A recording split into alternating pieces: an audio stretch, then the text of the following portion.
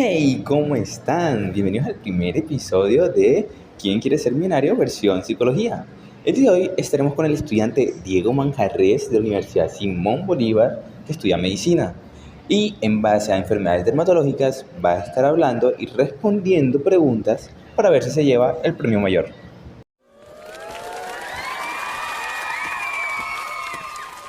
Ahora, siempre es importante conocer el por qué tales cosas como enfermedades dermatológicas o gastrointestinales llegan a afectar o llegan a ser afectadas por la psicología. Se puede saber mediante estudios, pruebas y análisis tanto clínicos como psicológicos el cómo estados emocionales o a veces trastornos llegan a producir o afectar las mismas reacciones dermatológicas o gastrointestinales que son características de enfermedades como psoriasis, eczema, dermatitis y demás. Y en cuanto a gastrointestinales, sabemos que pueden llegar a producir cosas como úlceras o gastritis. Entonces, cosas como la ansiedad, depresión y otros problemas emocionales o incluso trastornos son fundamentales al momento de tratar y de detectar enfermedades tanto dermatológicas como gastrointestinales. Lee la pregunta y dime qué respuesta escoges. B.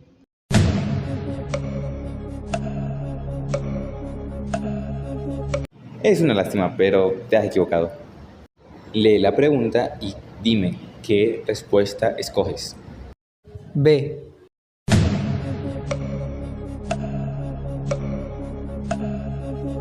Es una lástima, pero te has equivocado. Lee la pregunta y dime qué respuesta escoges. A.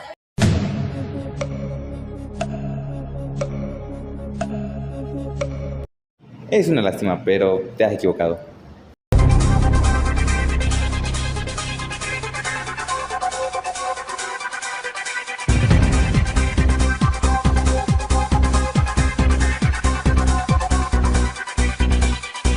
Muy buenas noches, bienvenidos una noche más a ¿Quién quiere ser millonario?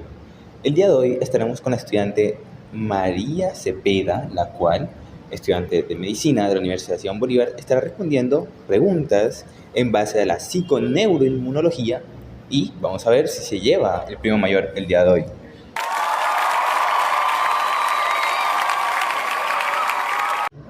Para poder desarrollar más a fondo este tema y que se puedan desarrollar mejor las preguntas, vamos a hablar acerca del concepto del estrés. Y este es un fenómeno que hace referencia a las respuestas y reacciones adaptativas generales que tiene un organismo y que permite aceptar las demandas tanto internas como externas que éste posea. En el campo de la salud se entiende que el ser humano requiere un equilibrio y constancia del medio interno de la salud, según Bernard, y que para dar cumplimiento a esto se incluyen conceptos de canon donde se debe desarrollar una noción de homeostasis, por ejemplo. Ahora bien, con respecto a la concepción del estrés, se identifican dos factores determinantes, los estímulos y factores denominados como estresores, que involucran un esfuerzo no habitual de los mecanismos homeostáticos, o en otros términos, una respuesta o reacción, que además involucra un efecto psicológico y fisiológico que se emplea para enfrentar al estresor. Lee la pregunta y dime qué respuesta escoges. Yo elijo la A.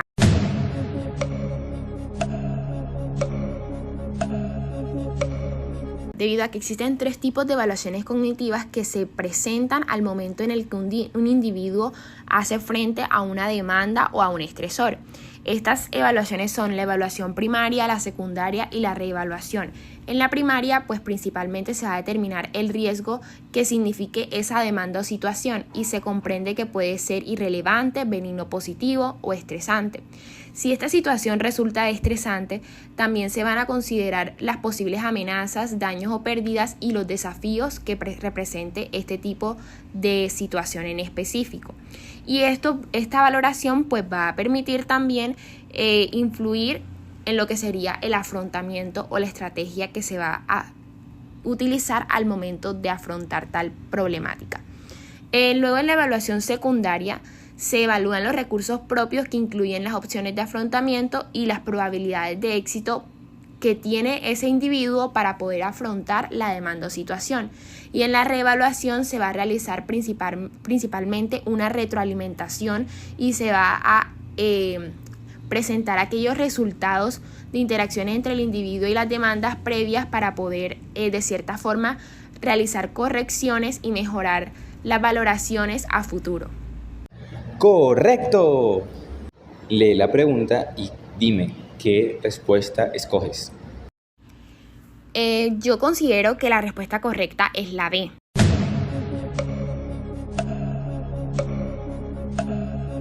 Debido a que nosotros como personas y como individuos al momento de presentarnos o hacer frente a una situación estresante, vamos a tener dos tipos de respuestas en nuestro organismo como tal. Esto puede ser una fisiológica o una psicológica, o en todo caso pueden ser ambas. O sea, podríamos decir que se pueden dar simultáneamente.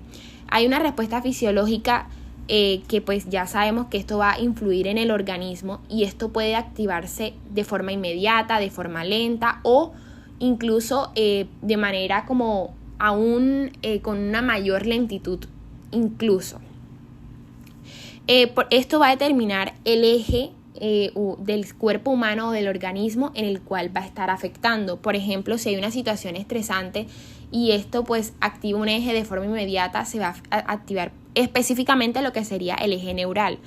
Y aquí pues no van a existir trastornos como tal, pero sí puede implicar un tipo de problemática en el momento. Por ejemplo, se puede incrementar la tasa cardíaca, se puede excitar el esfínter, también puede haber un aumento de metabolismo, entre otro tipo de problemáticas. Ya si hay, por ejemplo, una activación lenta y si hay condiciones mantenidas, o sea, esa situación estresante se da de una manera un poco más prolongada, se puede decir que pueden haber efectos como el aumento de presión arterial, el aumento de aporte sanguíneo al cerebro, incluso se aumenta el riesgo de hipertensión, arritmia, entre otros tipos de problemas cardíacos y otras enfermedades o morbilidades específicas. Y ya si existe una activación de mayor lentitud y pues hay un efecto mucho más duradero, se habla de que se activa como tal el eje endocrino. Y aquí hay como si fuera un tipo de relaciones entre lo que sería el exceso de secreción de ciertos tipos de glándulas y de cierta forma esto va a afectar de manera mucho más grave el organismo y los órganos diana. Aquí se puede dar, por ejemplo, la supresión de la actividad inmunológica, la supresión del apetito, la producción de la urea en exceso e incluso la irritación gástrica.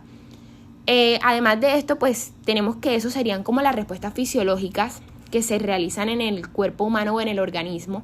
Sin embargo, hay otras respuestas que también se pueden presentar y estas son las psicológicas. Y hablamos de que estas pues básicamente se dan en situaciones donde se afecta emocionalmente, se genera un malestar emocional en la persona y pues va a aparecer algunas problemáticas como es la ansiedad y el miedo que puede significar puede significar un tipo de problemática mucho más grande en el estrés, convirtiéndolo en un estrés agudo.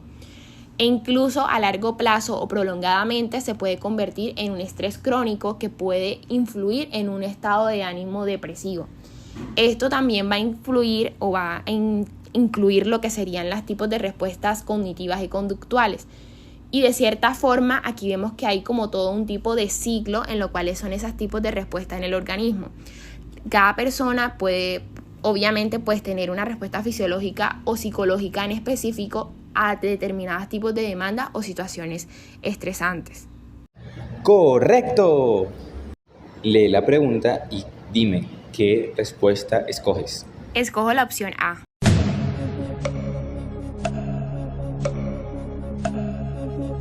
Es una lástima, pero te has equivocado.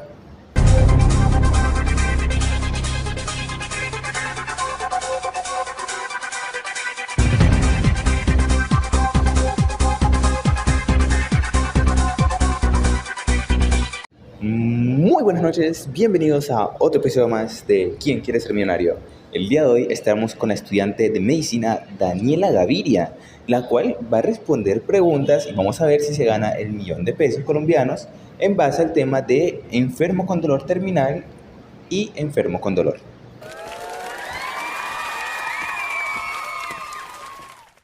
Trayendo un poco de contexto del enfermo con dolor y el enfermo con dolor terminal, sabemos que en cuanto al enfermo terminal, la Asociación Internacional para el Estudio Científico del Dolor, o la IASP, define el dolor como una experiencia desagradable, sensorial y emocionalmente, asociada al daño tisular de dicho daño.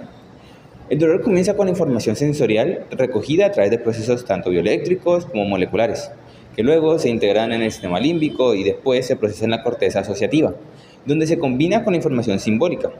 Ahora, a lo largo de la historia de la medicina, el dolor ha sido un desafío para los médicos, y su estudio es relativamente reciente, ya que no se incluyó en los programas de las facultades de medicina hasta la década de 1970. Ahora bien, el dolor puede dividirse clínicamente en agudo y crónico, siendo este último de larga duración y asociado a alteraciones de la conducta, la vida, afectiva, social, instintiva, etc.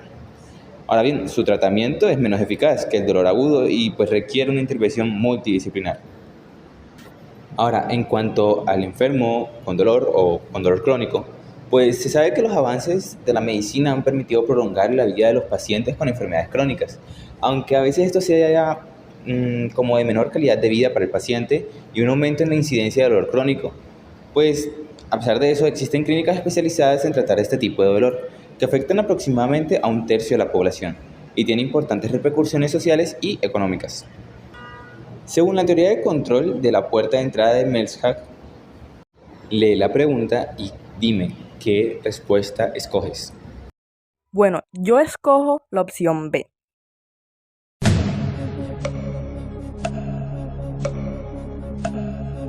Ya que en la fase de shock el paciente se paraliza y se siente desorientado respecto a su situación, pero luego pasa a la negación psicológica para protegerse emocionalmente. La negación actúa como un amortiguador y le da tiempo al paciente para encontrar otras formas de ajuste a la situación que está viviendo. Seguida de la fase de ira, que se caracteriza por la rabia y la hostilidad hacia quienes rodean al paciente. Seguida de la pena o aflicción, que puede conducir a sentimientos depresivos. La negación activa se diferencia de la negación psicológica, ya que el paciente es consciente de su situación, pero no elige enfrentarla de manera deliberada. La resignación es una actitud pasiva en la que el paciente renuncia a desarrollar estrategias para enfrentar la situación, lo que puede provocar un retroceso en el proceso de afrontamiento a su enfermedad. ¡Correcto! Lee la pregunta y dime qué respuesta escoges. Bueno, yo escojo la respuesta A.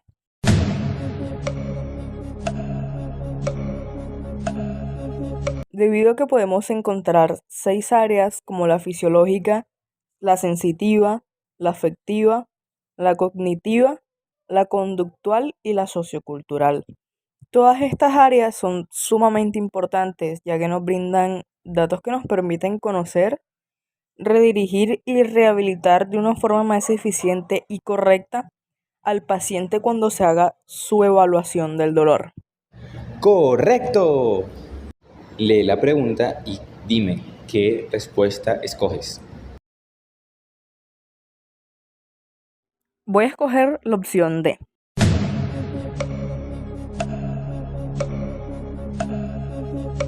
Debido a que regula la percepción del dolor según las emociones y cogniciones del individuo. Las emociones positivas pueden aumentar el umbral del dolor, mientras que las emociones negativas lo disminuyen. Además, intervienen procesos sensoriales, perceptivos, motivacionales y cognitivos que se integran para producir la experiencia del dolor. ¡Correcto!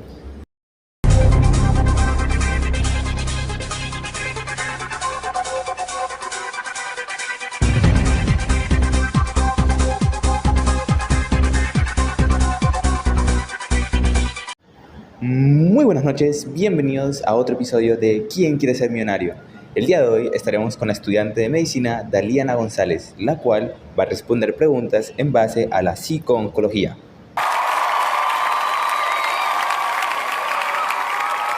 Para poder llegar más a fondo en cuanto a la psico-oncología, hablaremos un poco de su concepto y cómo ha sido su evolución histórica. Ahora bien, Susan Sontag llama la atención acerca del impacto psicológico que produce en las personas la palabra cáncer. Según esta autora, el cáncer es considerado como sinónimo de muerte. Así, la mayoría de las personas sufren un tremendo impacto emocional al recibir diagnóstico o que pueden llegar a tenerlo. Sin embargo, estas creencias acerca del cáncer parecen no estar justificadas hoy en día, y de hecho se aprecian, aunque de forma incipiente, ciertos cambios en la actitud social hacia el cáncer. Lee la pregunta y dime qué respuesta escoges. Yo elijo la respuesta que corresponde a la letra B.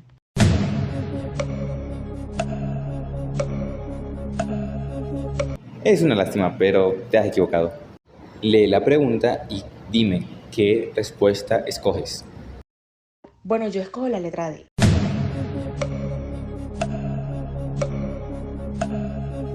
Y es porque, muy a pesar de que muchas personas relacionen la palabra cáncer con la palabra muerte y el desarrollo de la enfermedad con la fatalidad, el miedo y la incertidumbre, se ha estudiado mucho y se ha venido estos últimos años, digamos que minuciosamente conociendo acerca del cáncer, del impacto psicológico que tiene en los pacientes que se encuentran, digamos que afectados y aquel impacto emocional, ¿verdad? Que en ellos hay.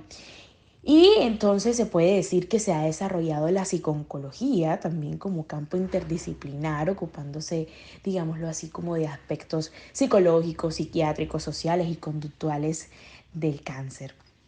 Pero para nadie es un secreto que se han presentado muchísimas dificultades en el desarrollo de este campo de interés. Y esto lo menciona Holland en 1997. Y él menciona tres dificultades importantes. Dificultades por parte del paciente, dificultades por parte del oncólogo y dificultades a escala institucional. Por parte del paciente vemos que hay tres puntos importantes y es que el paciente tiene miedo al estigma social. Claro, ante una posibilidad de diagnóstico, ante digamos que la presencia de ciertos trastornos mentales que puedan ocurrir, ¿verdad? Durante la evolución de la morbilidad. Pero también hay una preocupación por una posible adicción a los psicofármacos que se le suministran en el tratamiento. Y por último también otra dificultad es que muchos pacientes no consideran necesario el apoyo psicológico y esto es sumamente fundamental para tener un mayor control de la enfermedad y para también, digamos que, recuperarse de una mejor manera en un menor tiempo posible. Y las dificultades por parte del oncólogo son las siguientes, principalmente porque es que hay oncólogos que creen que hay un menor tiempo invertido en valorar solamente el aspecto biológico de la enfermedad. Porque claro, o sea, demanda mucho más tiempo preocuparse en aspectos psicológicos, emocionales, que igualmente son importantes, pero que son desconocidos, ¿verdad? Dentro del proceso. Y además porque creen que no es competencia suya valorar la situación psicológica del paciente, ¿verdad? Que solamente interpretan, ¿verdad? A nivel fisiológico y no más allá. Y también porque hay muchos oncólogos, ¿verdad? Que esperan al final ya cuando el paciente requiere ayuda psicológica, pero no lo hacen desde un principio, sabiendo, digamos, que lo que se puede ahorrar en tiempo al mandar un acompañamiento psicológico desde el principio de la enfermedad. Y por último, a escala institucional, tenemos que la prioridad es curar el cáncer y no tener en cuenta los aspectos emocionales porque pasan a un segundo plano. Eso es una dificultad grandísima, pero también creer que la atención y la investigación en psicología es totalmente acientífica o que hay un mayor costo en admitir la participación de especialistas en el equipo hospitalario. Y es cierto, hay un mayor costo implementando muchos especialistas dentro de un solo caso de cáncer, pero es necesario para que haya digamos que un mayor acompañamiento, una mejor recuperación y un mayor control de la enfermedad. Y por último, que a escala institucional se desconoce, ¿verdad?, por parte de la gerencia hospitalaria, los beneficios de la atención psicológica. Y esto es sumamente importante porque el beneficio psicológico en pacientes con cáncer es tan importante para, digámoslo así, conseguir una mejora, ¿verdad?, un mayor control y sobre todo garantizarle el bienestar al paciente en el proceso del desarrollo de la enfermedad. ¡Correcto! Lee la pregunta y dime qué respuesta escoges. Yo elijo la respuesta A.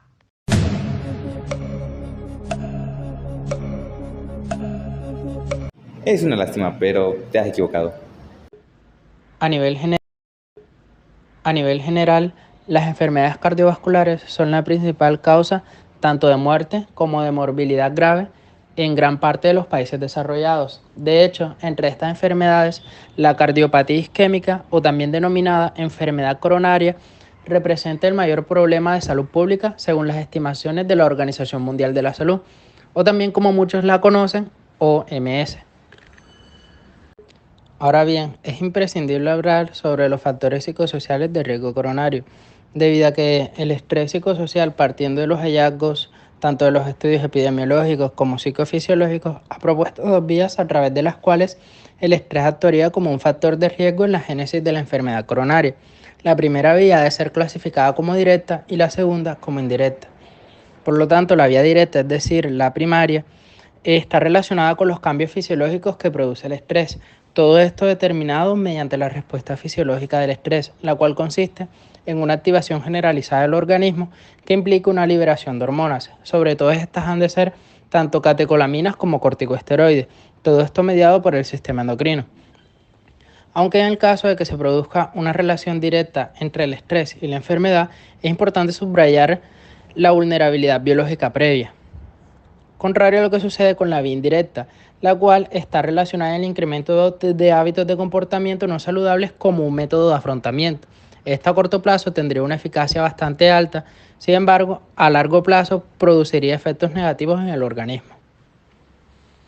Ahora bien, es demasiado importante hablar sobre las consecuencias psicosociales de la cardiopatía isquémica, debido a que existe un amplio espectro de variables psicológicas que con mayor frecuencia se han vinculado a la repercusión de la enfermedad.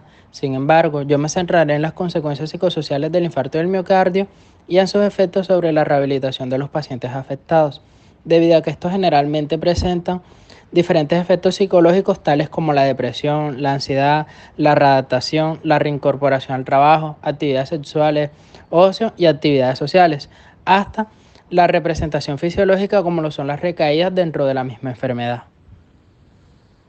Ahora bien, con respecto a las enfermedades respiratorias tales como el asma bronquial, Kissman y su equipo de la Universidad de Denver en el año 1980 identificaron los estilos de afrontamiento, o también llamado como coping, que están relacionados con las dificultades en el manejo del asma. Todo esto mediante el listado de verificación de síntomas de asma, abreviado como ASC. Esto permitió clasificar a los asmáticos en tres grandes grupos. El primero son los pacientes que presentan elevada ansiedad centrada en el trastorno. Los segundos, pacientes que se caracterizan por una ansiedad moderada. Y los terceros, pacientes que pueden clasificarse como baja ansiedad asociada al mismo asma. Asimismo, hallaron que los pacientes con elevada ansiedad se caracterizaban por tres cosas. La primera es una mayor necesidad de tratamientos con medicamentos antiasmáticos, que esto se traducía en la necesidad de mayores dosis de corticoides y de más días de hospitalización. La segunda es que las mayores dosis de corticoides se relacionaban con la intensidad de la sintomatología ansiosa, pero no con un empeoramiento de la enfermedad. Por lo tanto, la sintomatología ansiosa puede hacer que se diagnostique un asma grave, que en realidad no sería tal caso.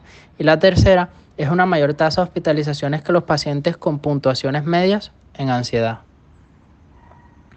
En cambio, los enfermos con puntuaciones más bajas en ansiedad se caracterizaban por otras tres cosas. La primera era que minimizaban la intensidad de los síntomas, aunque todos los percibían correctamente. La segunda era una menor adherencia al tratamiento farmacológico indicado. Y la tercera era una mayor tasa de reingreso en el hospital que los sujetos con puntuación media en ansiedad. Y bueno, con esto culmino mi presentación. Cuídense tanto psicológico como físicamente.